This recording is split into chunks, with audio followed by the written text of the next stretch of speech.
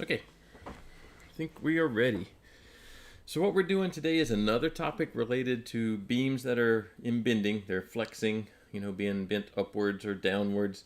And this is moments of inertia. We actually talked about moments of inertia a little bit last week, I guess, when we first started the beam section.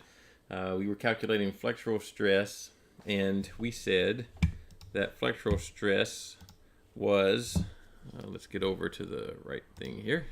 We said in beams, flexural stress, sigma, that's our flexural stress,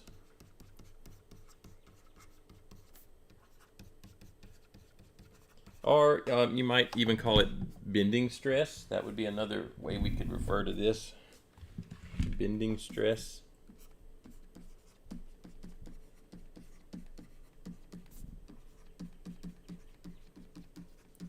And we said that it equals, there was a negative sign in this equation, m times y over I. And the I here, that is the moment of inertia.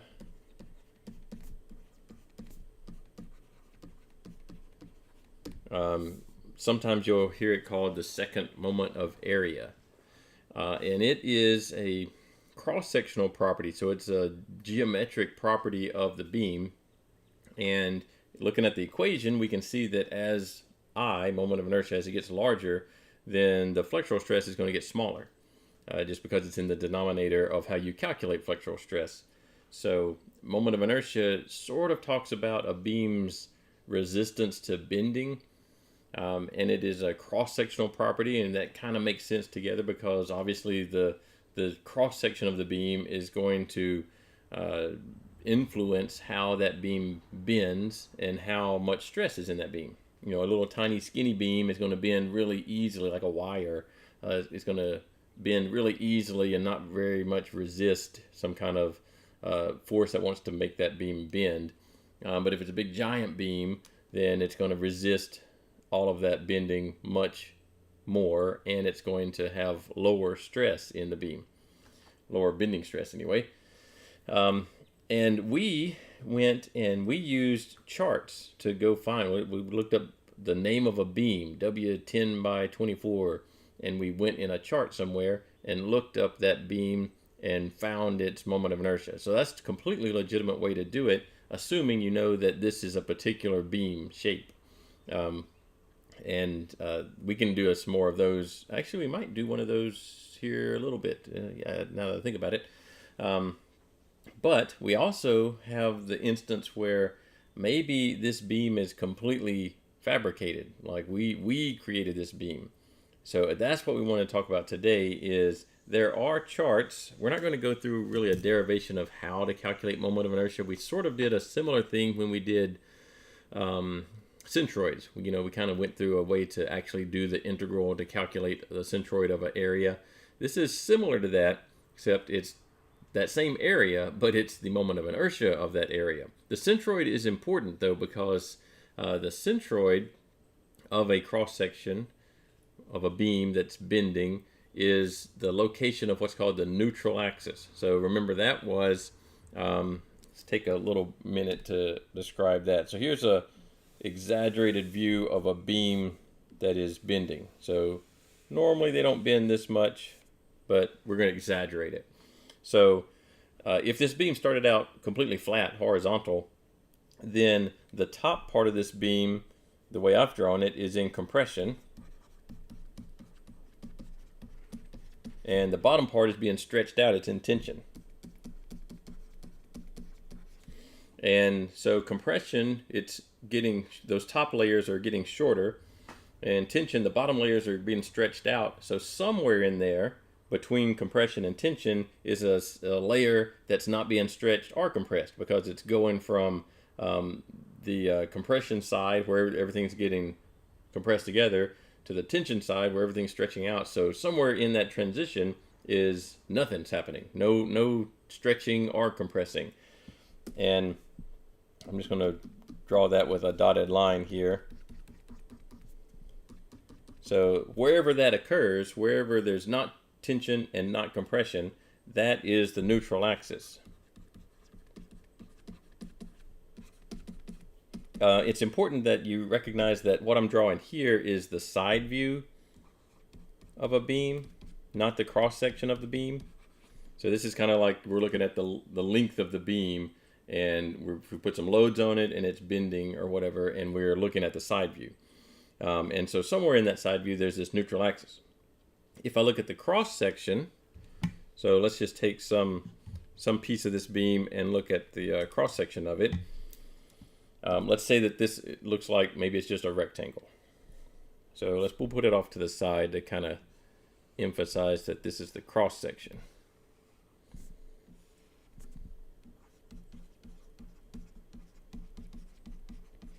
So on top of this beam, I have compressive stresses. So compressions on top and tensions on bottom. That's not always true. It could be that the beam is bending the other way where tension's on top and compression's on bottom. That's just not the case that I've drawn here. And then somewhere in there is the neutral axis. Well, I'll spell it out. Where it's not in tension or compression. So there's zero flexural stress. Flexural stress. There are shear stresses here, but there's zero flexural stress. That neutral axis occurs at the centroid of the cross section. So if this little rectangle is the cross section, the centroid of the cross section is right there in the middle of it. And the neutral axis is going to be located at that centroid. You don't have to calculate this moment of inertia at the neutral axis. There might be reasons why you don't. Maybe I'm just asking you to calculate the moment of inertia at some other point on an exam problem. But in general, whenever you're doing flexural stress, the moment of inertia that you're going to calculate is at this neutral axis, which is at the centroid. So that's all connected together. So let's build us a beam, a very generic beam, and work through calculating the moment of inertia of that beam. So we're going to go down here, get us some room. Our beam is going to be just a T-beam. That's about as, other than a rectangle or something, that's about as simple as we're going to get. So it's going to have a T shape cross section, and we'll make it like this. We'll put some dimensions on it. This little dimension will be, let's just make that a 1/4 inch thick flange on the top. And then let's make this, I don't know, it's not necessarily drawn to scale. Let's make this 5 inch. Let's make it 6 inches. And then we'll make the width of this flange. We'll make it a different number. It looks wider. Let's make it 8 inches. These are not necessarily real dimensions of any kind of beam. We're making this up. We'll make this width. This is the stem. The vertical piece is the stem. We'll make that 1/2 inch. That way we have different numbers everywhere and we can kind of track where they're going. So if I want to calculate the moment of inertia of this cross section, so I made this T-shaped beam. This is its cross section, and it's 10 feet long or whatever. And I want to know the moment of inertia of this. I'm not going to go to a chart because I made up this beam. It's not one that was fabricated in a shop somewhere, and I already know the beam designation, and I can just look up the moment of inertia. So the first thing I need to do is I want to know the moment of inertia at the neutral axis. I don't want to know the moment of inertia at the bottom of the beam or anywhere unless a test problem just tells you to do that. If I'm intending to calculate flexural stress, then I want to know the moment of inertia at the neutral axis. So in order to do that, I have to know where the neutral axis is. So to find the neutral axis, I have to find the centroid. So that goes back to stuff we did, in the first couple of weeks of the quarter. So I know in general that it's, here somewhere. and I want to know, exactly where is it. So I want to know this value, y sub c. I want to put my reference down at the bottom. So if you remember how to do that, we take and create two parts here. You can create this in a like a one-line equation if you want to. We're going to do it kind of as a spreadsheet type thing over here.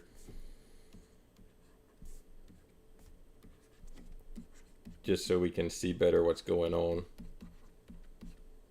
So the area of part 1, 8 inches wide. Get my calculator out. And 1/4 inch tall, that's 2 square inches. Part 2 is 6 by 1/2 inch, so that's 3. So our total square inch area is 5. Okay. And then I need to know y sub c for each part. So I usually just draw these in just so I can make sure I'm doing things correctly. So the centroid measured from, I'm measuring my x-axis down here at the bottom. So I'm measuring all the way from the bottom up to the centroid of part 1 is 6 plus half of 0.25, so 6.125. For part 2, it's just 3. Then the next thing I need to do is a times y. 2 times 6.125 would be 12.25. 3 times 3 is 9. I'll do the summation of those. 21.25 inches to the 3rd power. And then y sub c for the whole part equals the summation of AY over the total area is 21.25 inches cubed over 5 inches squared, 4.25 inches. So that's this number. And that's, I drew it 5 inches. Okay, so I drew it kind of in the right spot. Okay. So now we know where the neutral axis is. So that's all stuff we've done in the past. What we want to do now is what is the moment of inertia about this neutral axis of these two pieces? So that's where this little chart that I'm about to show you comes in handy. Where'd I put it? Right here. So these it looks like the centroid equation stuff, but these are actually second moments of plane areas. So that is plane because it's meaning a 2D area, so a cross section. Second moment of an area is the moment of inertia. So this is I. You can even see in the equation here it says Ix, Ix prime. We do have to figure out what Ix and Ix prime mean because they have different equations. And there's several of them for different shapes. I only have rectangles in my shape, so in my little T cross section. So I'm going to use this top row. Until you are certain you know what to do with the Ix prime, don't use it because it is basically the moment of inertia about the x-axis given here, and it's already been transformed to a different axis, so you can't transform it again. There are instances where you want to use this x prime. Just wait until you know that, oh, this is one of those instances. This is not one of those. So let's just start with Ix. So what this means is this is the moment of inertia about the x-axis that's shown in this picture. So this picture has the x-axis right here through the centroid of this rectangle. So if I use this equation, bh cubed over 12, and these variables, b is the horizontal distance, h is the vertical dimension, and x is at the centroid of this part, what that would mean is I would be calculating, here's their x-axis, here is for part 1, there's their dimension called b, and there's their dimension called h. So if I used for part 1, I'll just call it I1 for part 1 equals bh cubed over 12. So that is this equation right here, Ix equals bh cubed over 12. What that would give me is that would give me the moment of inertia of part 1, so of just this part, but it would give me the moment of inertia of that part about its own centroid. I actually want to know the moment of inertia of that part about the centroid of the whole T shape, so about the neutral axis. So this bh cubed over 12 isn't all that I need to do. What I need to do to transform the moment of inertia of part 1 about its own centroid to the moment of inertia of part 1 about the T-shape centroid is use what's called the parallel axis theorem. So parallel, I'm going to put that over here, axis theorem is used to transform one moment of inertia from one place, one axis, to a parallel axis somewhere else. So that's what I've got here. I've got two different axes that are parallel. I've got the neutral axis as one of them, and the other axis being the x-axis right here, the one that is going through the centroid of part 1. So those are the two parallel axes, and the parallel axis theorem will basically recalculate the moment of inertia about the neutral axis instead of about just the part 1 flange axis. So how I do that is the parallel axis theorem says that I take the regular moment of inertia, so we'll do Ix, and I'll do about the neutral axis since that's what I want, but it equals the moment of inertia about the part centroid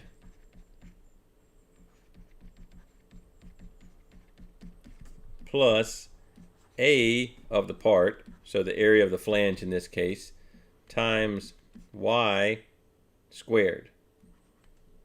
And it's only y squared, not ay squared.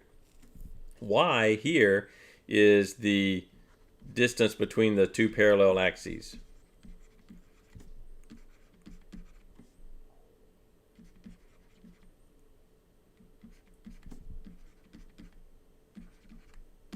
Okay. So in our equation, that would be bh cubed over 12 plus A, which is b times h, times y squared, which is, I don't have that labeled. I'm going to label it y1 and just show it on here, and we'll calculate it in a second. y1 squared. We'll do it that way. So what this would be the moment of inertia of part 1 about the neutral axis once I add in the parallel axis theorem. So it's important, remember I said don't use the Ix prime over here. You cannot apply the parallel axis theorem to the x prime, all of these x primes. That's already been done, and you can't do it twice. So x prime can only work if you don't need to use the parallel axis theorem. So x will always work, but you might have to use the parallel axis theorem. X prime will only work when you can't, or when you don't need to use the parallel axis theorem. All right, let's put numbers in this one. So B for part 1, I think that was 8. It's 8 inches.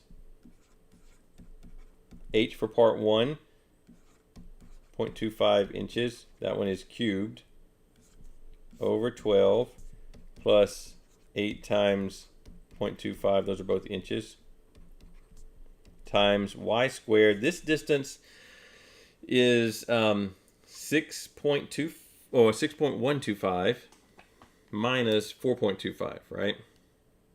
I'll spell that out here. 6.125 inches minus 4.25 inches.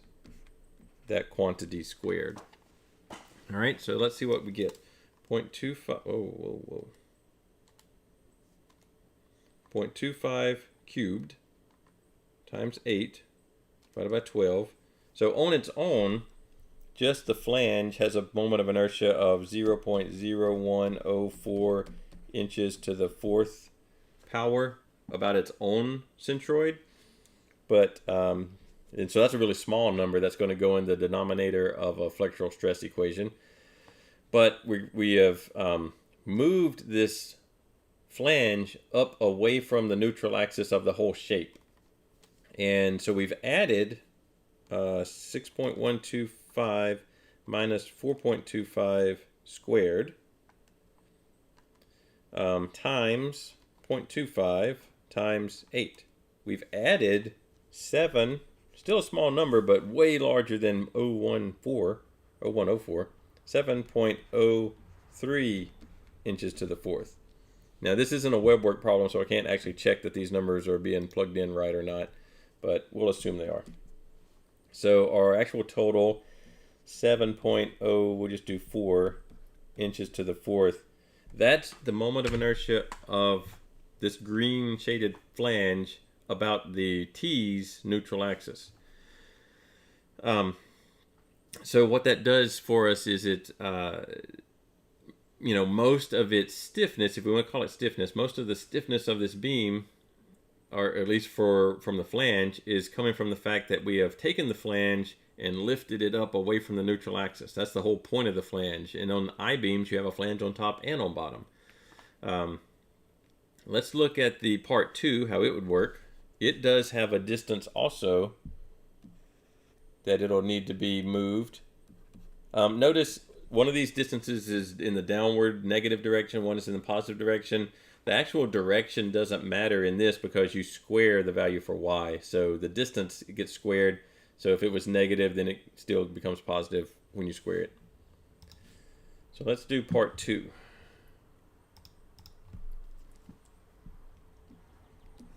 So this was the flange, and this was the stem. Okay, so the I moment of inertia for part 2 about the neutral axis of the T shape equals, it also is a rectangle, so it has the same BH cubed over 12, just the values of B and H are different, plus BH times, in this case I called it Y2 squared. All right, here the base, so the base, well, B is what I'm calling the base, and B here is the dimension that's parallel to the x-axis, is the best way to definitively describe that. So in this, that's 0.5 inches. H is the dimension that's perpendicular to the neutral axis or the x-axis or the axis that I'm trying to calculate about, which is 6 inches. So here, this is going to be a lot different, right? Because in the BH cubed over 12 for the flange, the H was the part that was cubed. It was 0.25, so it actually got smaller. Here, I'm cubing the 6 value, so this is going to be much larger of a moment of inertia. Over 12. I'm still going to add AY squared because there is some distance between the part 2 centroid and the neutral axis of the whole shape. It's a small distance, but there is some distance. So what we have, 0.5 inches times a height of 6 inches times the distance being 4.25 inches minus 3 inches squared. So that means I went up the neutral axis 4.25 and then I came back down. So this, the y2 would actually be a negative number because I'm measuring downward from the neutral axis. And I came down to where this centroid for part 2 is, which is 3 inches above the bottom of the T. So let's calculate this number. So 6 cubed is way different than 0.25 cubed times 0.0 or 0.5 divided by 12. So this number by itself is 9, whereas the flange had 0.01. And you can tell that, let's see if I have a ruler. I know I do, I just cannot find it quickly. I don't know. Oh, here we go. So the flange, if this is our beam, if this is the flange of it, the beam flange is really easy to bend, right? This way. But the stem, same exact material, right? Just am I trying to bend it this way or this way. This way, the way the stem is oriented, you know, the stem is up and down. I might eventually be able to bend that, but it's probably not going to be very possible. I'd have to put it in some kind of machine, right, to get that to bend. But the same exact material, there's no difference in the material. It's just the orientation. Really easy to bend, not at all easy to bend. So, and you can see that in the equation for the moment of inertia here. When I take the, these are not identical dimensions. This is actually a smaller but thicker piece. And it's much more difficult to bend on its own. And I still haven't added in the parallel axis theorem. So plus 4.25 minus 3 squared. Oh shoot. Squared times 6 times 0.5. 4.6875. These are inches to the fourth. So the total, 13.6, I'll just call it 69. The total moment of inertia for the entire T is you just add these two together.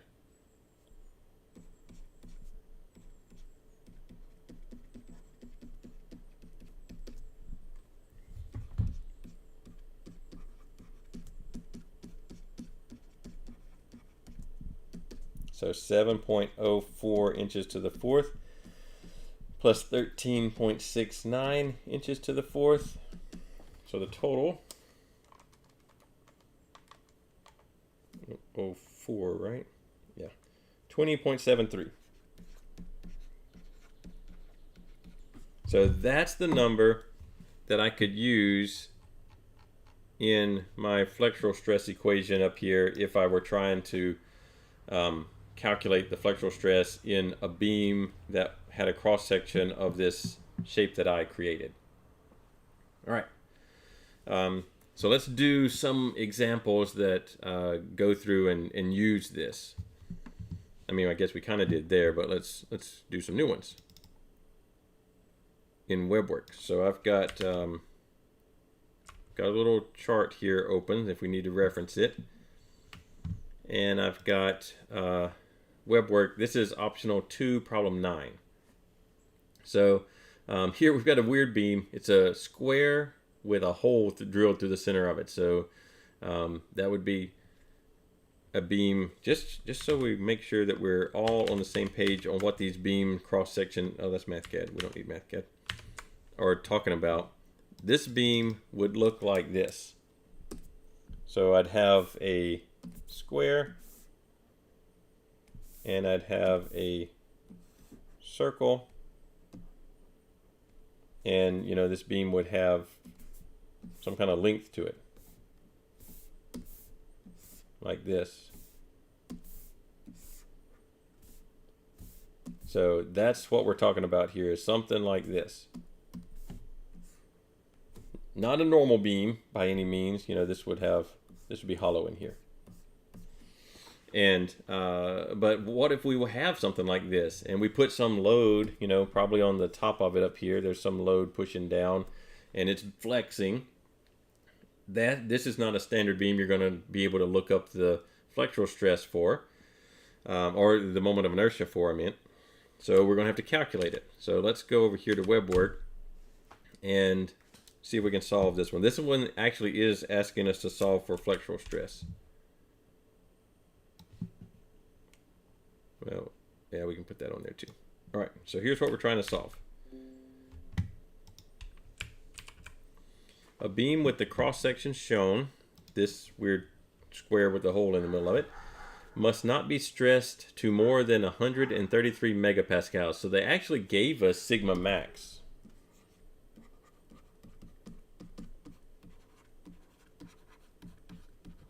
So instead of calculating sigma max, they gave it to us.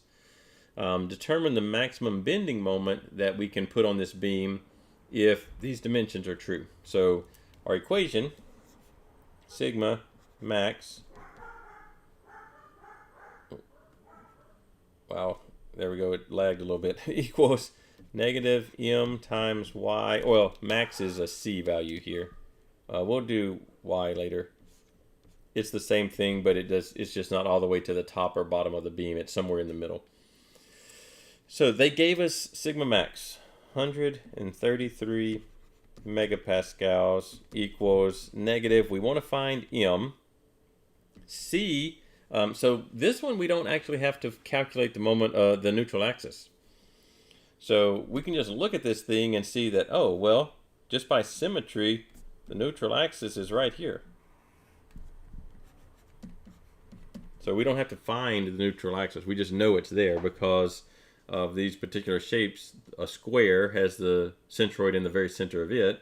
A circle has the centroid in the very center of it. They're lined up, so the neutral axis is just in the center of this one. You don't always have to calculate the location. Sometimes you can do it by observation. A, 30 millimeters here, and here, and here, and finally here. R is a radius of 10 millimeters. All right, so we know the location of the neutral axis, but we need to find the moment of inertia. This one's a little bit different because in the previous one, we added our two rectangles together. They were both contributing to the moment of inertia. Here, we're actually going to, the whole is subtracted away. So we're going to subtract the moment of inertia of the whole, or the circle. So I'll just do I for the, I'll just draw the symbol, is equal to, it's a rectangle, BH cubed. You'll eventually just remember this one. We use it the most probably. BH cubed over 12. This one, I want to know the moment of inertia about the neutral axis of the whole thing.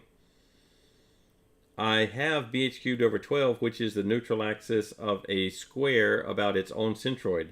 That's already at the neutral axis. So if I were to do plus AY squared here, y would be 0. So I don't even need the parallel axis theorem on this one.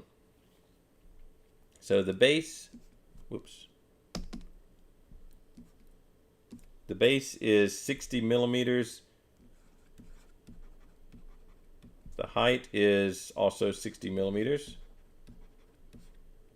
So I guess it's just 60 to the fourth divided by 12.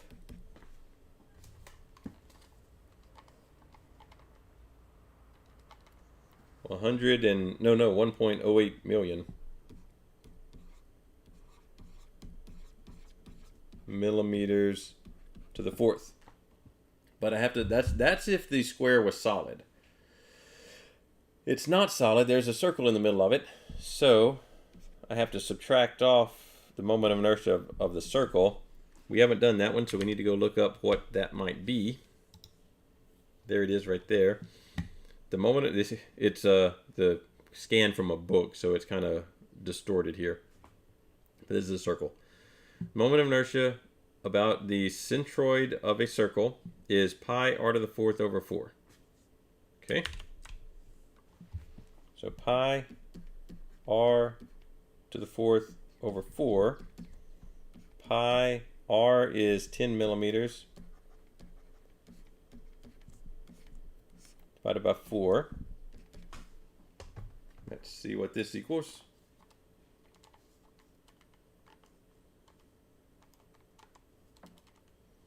It's negative because we're cutting this one away. So I'll leave it as positive here, and then I'll write the equation as subtracting it. 7,853.98 millimeters to the fourth. So pretty small compared to the 1 million millimeters to the fourth for the square. So this is a relatively small hole drilled through the middle of this thing. Let me make sure I didn't miscalculate anything. That looks okay. Oh, we got popping up there.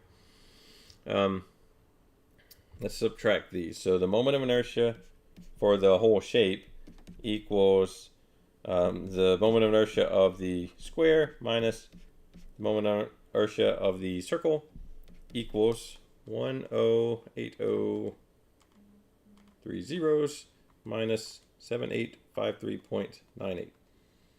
So 1072,146.02 millimeters to the fourth. Okay. So now in our equation up here, we have sigma max is given as 133 megapascals. M, we don't know. That's what it wants us to find. C is the distance from the neutral axis to the point of interest. So here it's asking for the maximum stress. So that means C is the largest distance that I can have away from the neutral axis. So in this case, it's either the top or the bottom. They're both 30 millimeters away. So I can use either one. I'll use the bottom so that I end up with two negative signs and it becomes positive, but it doesn't matter. 30 millimeters there. And then I, we just calculated 1072146.02. So we should be able to add this stuff all together. I do have some mixed up units here. I've got megapascals on one side and I've got millimeters to the fourth on the other side. So I think I will convert the millimeters to the fourth to meters to the fourth and the millimeters to meters. So to do that, I need to convert the millimeters to the fourth, I need to divide by 1,000 to the fourth power.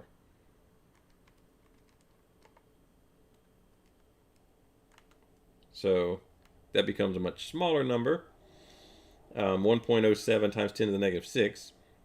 I'm going to use that to multiply by 133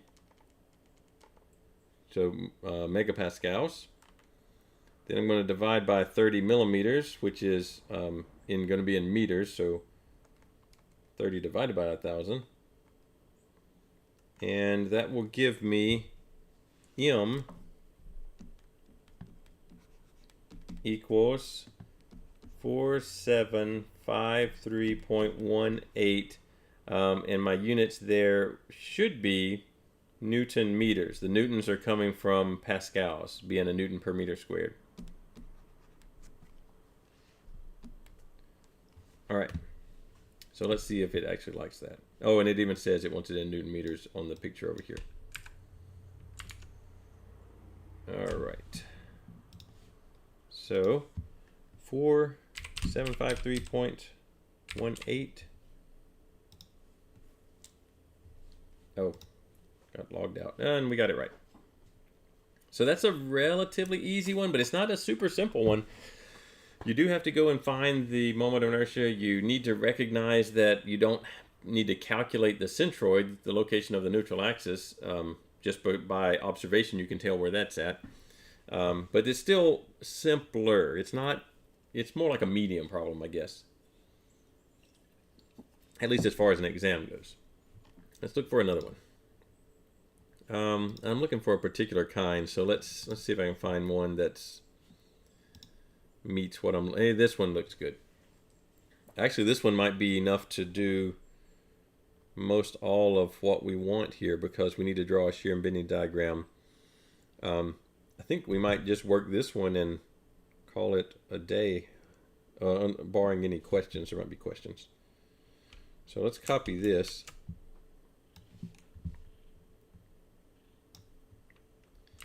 And let's go over here. Put that guy right there. All right, so this one is beyond a single test question type of thing just because it's going to take a while to do. This really is more a practice homework thing. You could see individual pieces of this one being a test question, but the whole thing would just be too much for one test question. This would represent several test questions. So I've got a beam.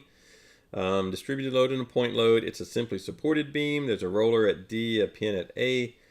The beam itself is made by taking some pieces that are like off the shelf type, these channels in the middle, the lighter gray color, and welding on some flat plates on the top and bottom. So we've taken some that we can look up beam designations for and rearrange them into this bigger thing. So we can't just look up the moment of inertia of this. Also, this white part in the middle, that's empty, so there's no material in there. So we've kind of made a beam out of these plates on top, and these channels are the vertical pieces. So we're going to need our channel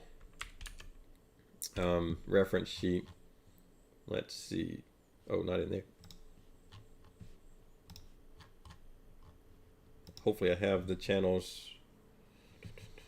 I don't have, well, no, C-sections right there. All right, so we're going to need that. We also determine the maximum tensile and compressive flexural stresses in the beam, and it gives us a bunch of dimensions here and everything. So we don't know where the maximum bending moment is, so we're going to have to draw the shear and bending diagram for this one. So there's several things that we can do to get going on this one. I think the first thing we'll do is let's do the shear and bending diagram first, which means we need the reactions at D and A as the very first thing. So I'm going to go down here, maybe zoom out a little bit, and draw out the free body diagram of our beam. We have that. It has a reaction at D, has two reactions at A. The AX is 0 because there are no other forces in the X direction, so I don't need to worry with that. I've got a distributed load. It goes more or less to here.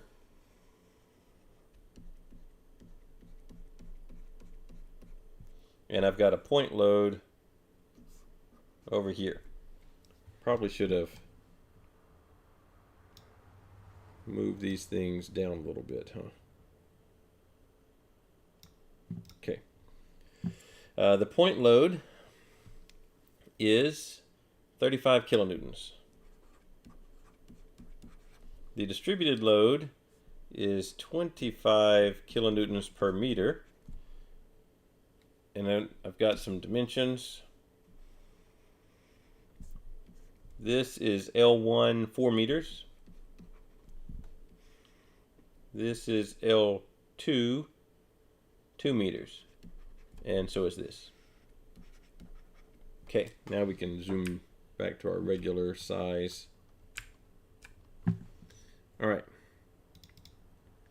So first, before we draw the shear and bending diagram, we need to figure out the reactions at A and D. And before we do that, we're going to do a summation of moments. So let's go ahead and take our distributed load, lump it into a point load. And it is 25,000 newtons over 4 meters, so that's 100 newtons, 100 kilonewtons. And it's over 2 meters. Remember, when you lump the distributed loads, you put the lumped load at the centroid of the distributed load. This distributed load is basically a rectangle, so the centroid's right in the center of it, in the middle of it. Now, we can write summation of moments about, we'll do A, so that's the pin on the left end. We would say clockwise moments are positive, and we've got that 100 kilonewtons times a 2 meter moment arm plus 35 kilonewton point load times a 6 meter moment arm minus whatever the reaction at D is times an 8 meter moment arm. So therefore we can solve for the reaction at D. Let's see.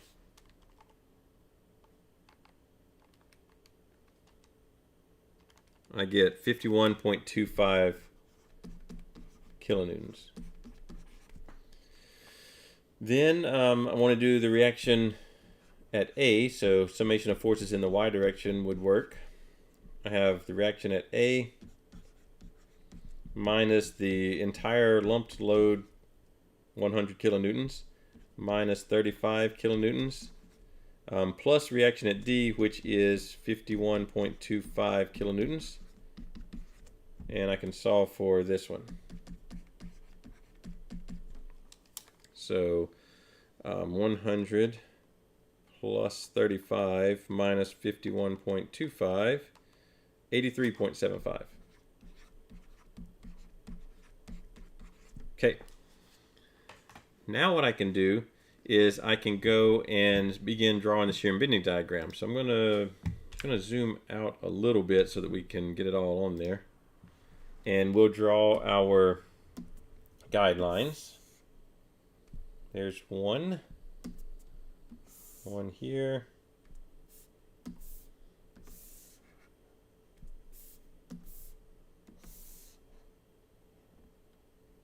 And there. We have to draw our shear diagram first. We'll put it up here. So that's V equals 0. The units here are going to be kilonewtons. You start at 0. The very first thing that happens, I'm going to get my calculator out, 0 plus reaction at A, 83.75. So we go up to 83.75. Why don't we count by 20s? So 20, 40, 60, 83 would be right in there. Oops, didn't want to do that. Right there.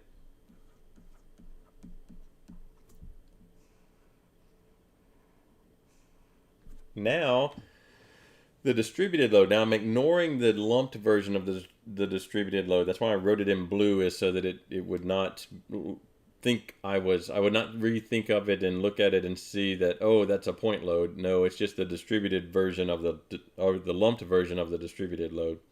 So I am going to lose a total by the time I get all the way from where I'm at here all the way over to the end of the distributed load. I'm going to have lost 100 kilonewtons. So I'm at 83 minus 100 means I'm going to go down to negative 16.25. And that'll be a straight line between those two, like that. Okay, and then nothing's going to happen until I get to this next point load. I'm going to lose another 35. So that's going to get me down to 51,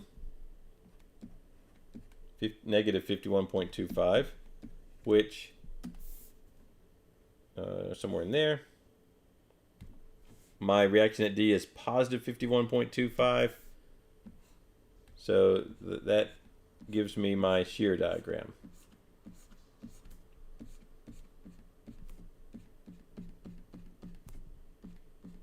Got this little triangle I'll have to deal with there.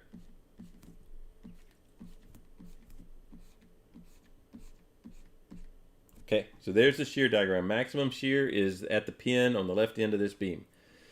83.75. Remember, shear doesn't matter if it's positive or negative. It just needs the largest magnitude, which is still the positive number, but it could be the negative one.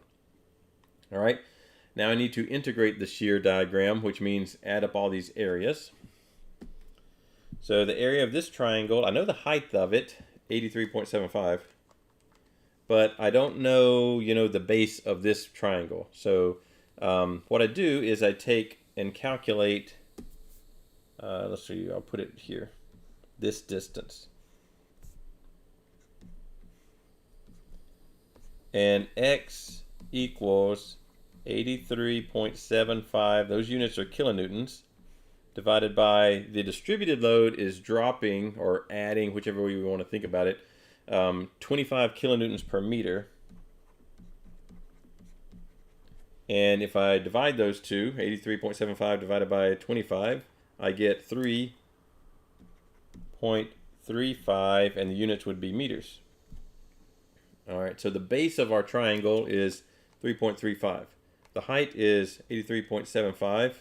It's a triangle, so don't forget to divide by 2. So the area of this positive triangle is 140.28. Those units would be kilonewton meters, because I multiplied the height in kilonewtons and the base in meters. And I would have the first part for my moment diagram. Now, but I still need to do these negative ones. So the little triangle, normally I try to draw the negative ones on the bottom side here, but there's just not room, so I'll put it up here and just mark that it's negative. It has a height of 16.25 and a base of 4 minus 3.35, so 0.65.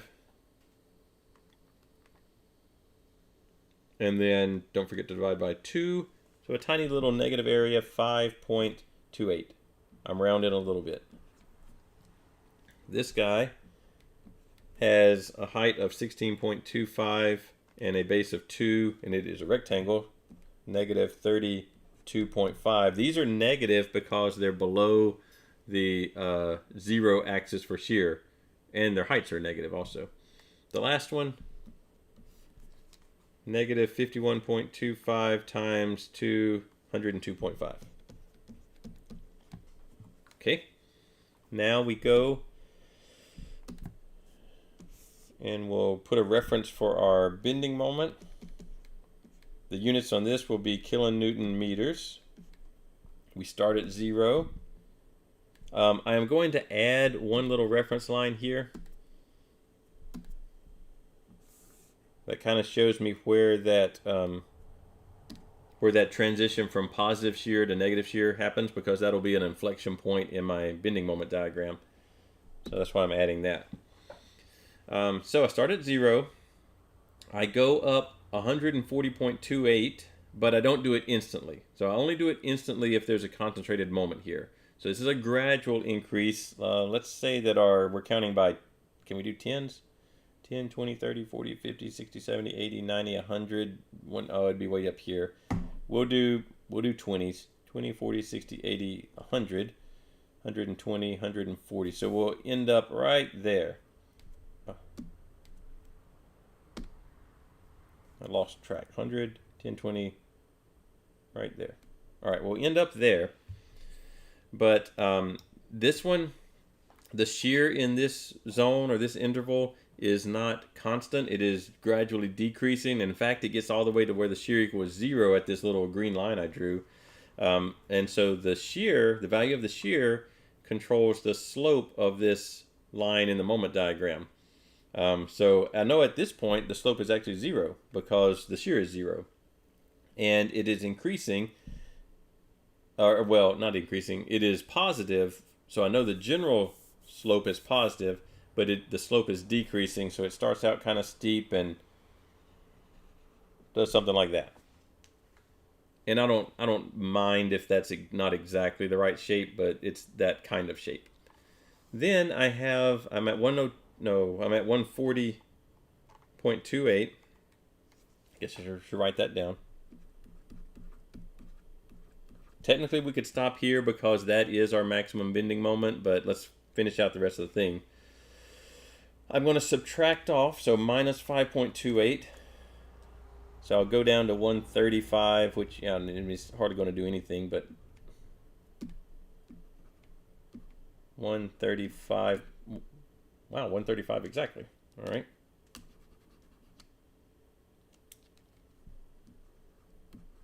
And it does have a curve. Not much of one, though. Subtract off another 32.5. This one is generally negative. I go down to 102, so there's basically there. This one is not curved, though. The shear in this interval is constant. It is a constant negative 16.25. So the shear here means being constant means that I have a constant slope over here.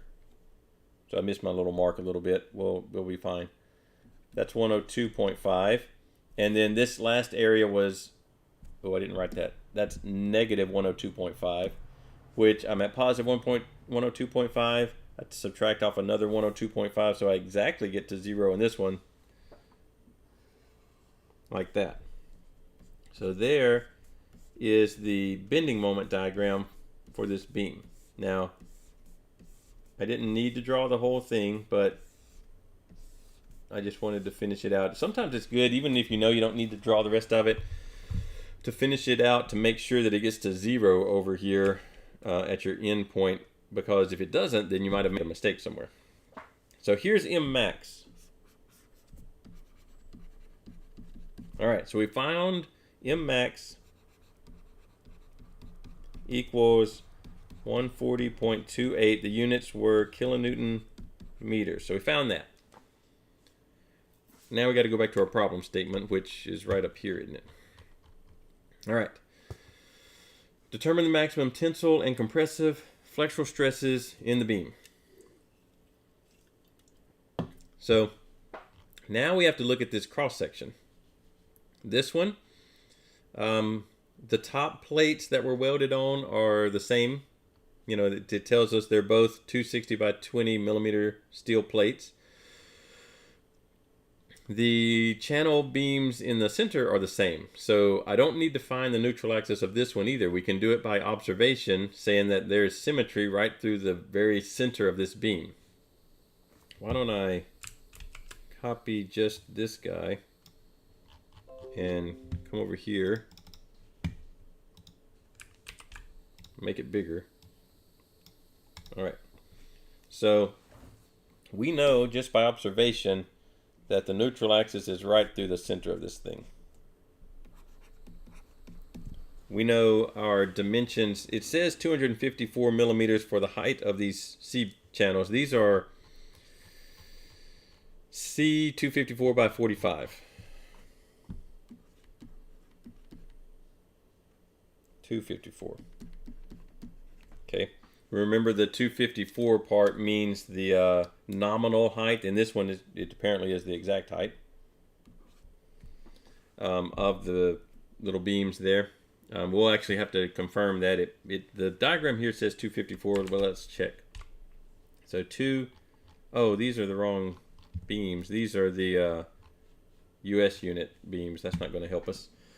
So let's go back and get exam reference and we got to find the chart for the C beams. Don't see them on that one.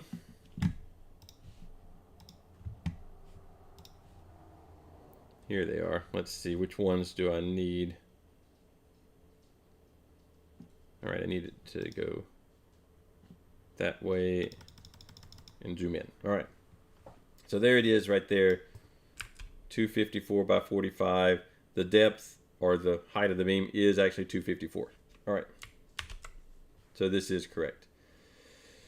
These plates that we added on, 260 by 20. So,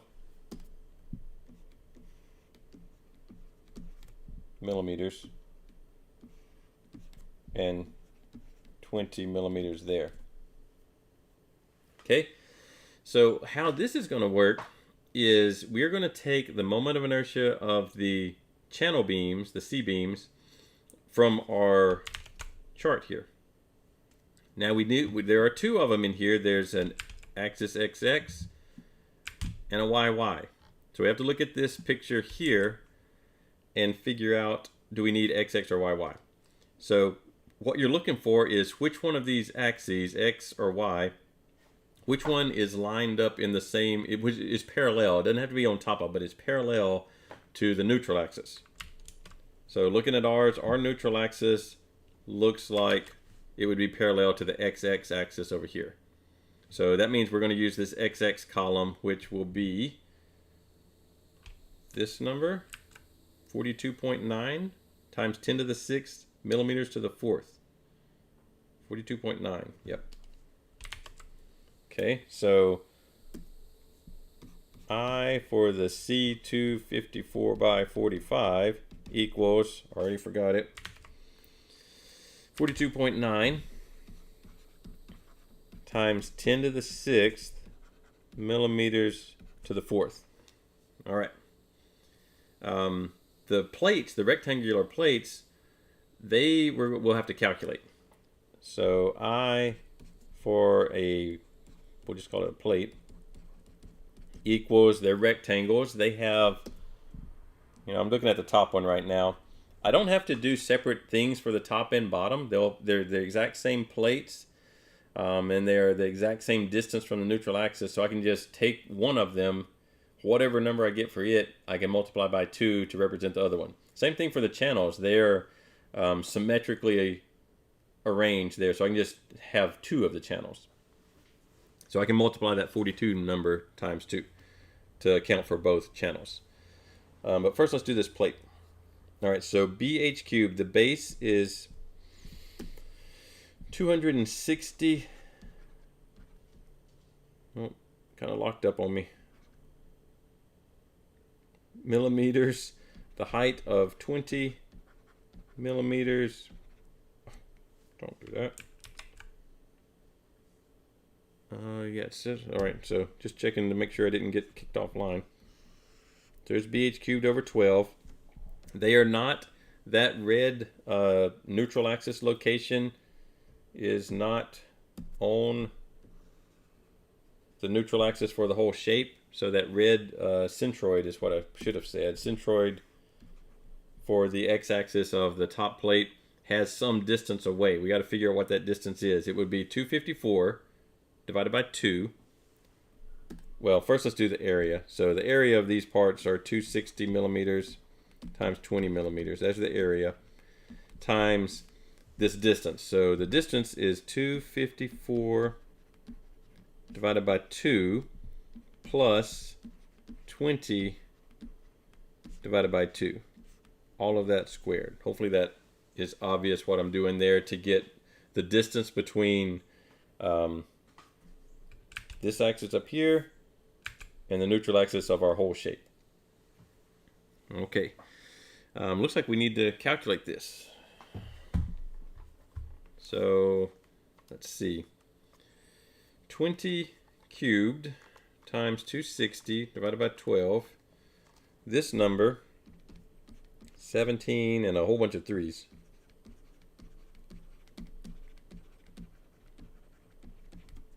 All right, plus 254 divided by 2 plus 10 squared times 20 times 260. All right, this number is gigantic. 9759880. So the total moment of inertia for a single plate about the neutral axis of our welded together beam is 97772133.3 millimeters to the fourth. Now I've done quite a bit of rounding in here, so there's a good chance that this is a web work problem and it may not like that. But we'll see. All right, so the moment of inertia of the whole beam is 2 times the moment of inertia for this C254 by 45s. They don't need a parallel axis theorem. Their centroid is already sitting on the neutral axis, so I don't need to move it anywhere. Plus 2 of the plates. So that equals, I still have the plates here, so times 2 plus 2 times 40, oh, that's 42 million. 42,900 and 3 more O's. So I think the total 281344266.7 millimeters to the fourth. If I want to put that in meters to the fourth, I divide it by 1,000 to the fourth power. So that would give me 2.813 times 10 to the negative fourth meters to the fourth. Okay.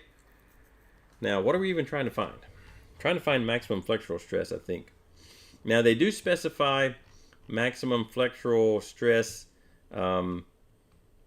for tension and compression. So this beam, the tensile and compressive stresses are actually the same number, just one's positive and one's negative. But there could be beams where they're different. So let's take a little aside here and look at a T beam, because that's a simple one to think about. So we're not going to calculate this, but the neutral axis for a T beam is, somewhere up near the flange.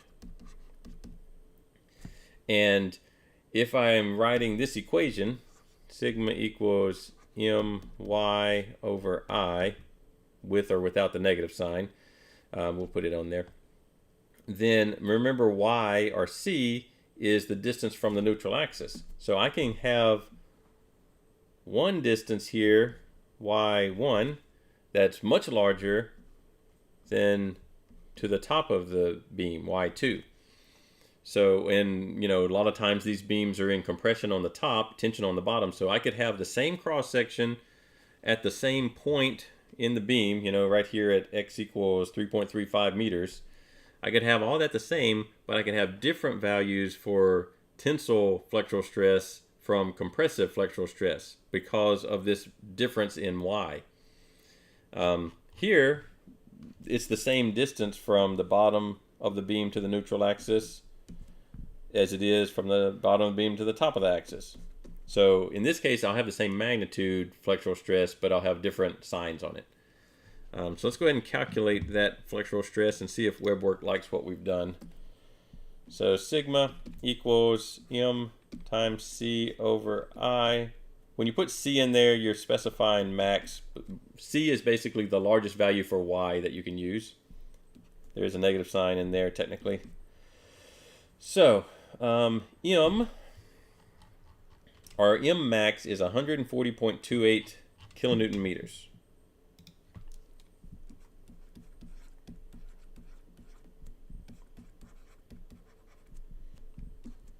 Times c, we'll just use the negative one, the one I labeled as y1, which will be 254 divided by 2 plus 20 more, so 147. That's millimeters though, so that's 0.147 meters. And that's a negative because we would measure from the neutral axis down to the bottom.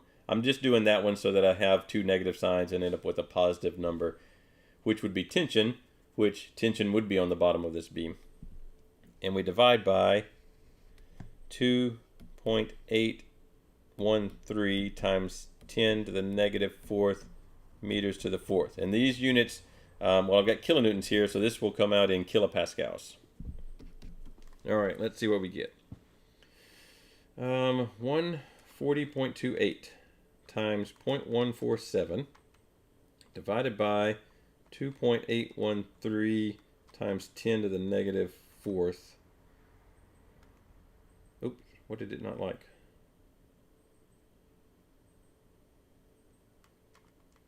All right, I'm gonna try that again. 140.28 times 0.147 divided by 2.813 times 10. Oh, raised to the negative fourth. I just put minus 4 on it. Okay. So I end up with 73306.65. And the units here would be kilopascals. So equals 73.31 megapascals. Let's see if we're okay with that. Oh, and they're the same. The bottom will be in tension. We know the bottom's in tension. Remember, before we get too far, we have a positive moment at this point. This 140 number is positive. So remember our little trick. Positive moment makes the beam bend this way. Positive moments are happy. And on the bottom is tension. On the top is compression. So we have tension on the bottom of the beam. We also get that from the fact that we did include the negative sign in our equation. And when we calculated it, we got a positive number for our stress, and the positive numbers, stress numbers, are tensile. Let's just hope we got the right number. So 73.31? Yes. And then on the top, we would have negative 73.31. And I logged out again. But we got them right. So we did do all of that correctly. Again, this by itself would be too much for a single test question. It's good for a homework problem. You have plenty of time to work on it, and it gives you kind of a little bit of all the different things that you would do with flexural stress. If I were turning this into a test question, what I would do is, depending on what I was trying to get, I'd probably turn it in this way. So I would pre-draw this shear and bending diagram, just like this. And then I would show you the dimensions for this guy and tell you to take it from there. So basically you'd have to calculate the moment of inertia for the compound cross-section here and write the equation for MC over I. That would be medium, upper level medium to hard problem level if I did that. And it would just be too much to give you the whole thing. All right, I think that's enough for today. Be aware that we are getting close to a exam. If I can find the main Moodle page. Here we are. We are getting close. I did go in and put all the actual dates for this year for the remainder. So you can see exam 2 ends up on the 21st. So that's a Thursday. 2 weeks from now, I guess. So we're getting close to it. Today, quiz 3 opened up. So you can do some quiz 3 stuff if you want to. It doesn't close for a week or so. You've got some web work open. There's a lot of web work open. Let's see if we can look at it. You've got 9 through 15 are open, plus the challenge and optional are still open. So you've got plenty of web work to be working on. Don't get behind on that because it can really stack up in a hurry. Just because each one of these might have 5 or 6 problems in them. So don't let them get too far behind. All right. I will see y'all on Monday, and we will, I don't know, what are we going to do on Monday? We'll probably do, still some beam stuff. Design of beams. That's actually a really fun topic. It's not, it sounds more complicated than what it actually is. A better term here would be selection of beams. So that's actually a relatively short day. Then we have 2 days of beam deflection. And then we're done with beams, and that's all of the exam 2 content that we will do. Beams and that little bit of frames and machines that we started with. All right. I'll see you all Monday.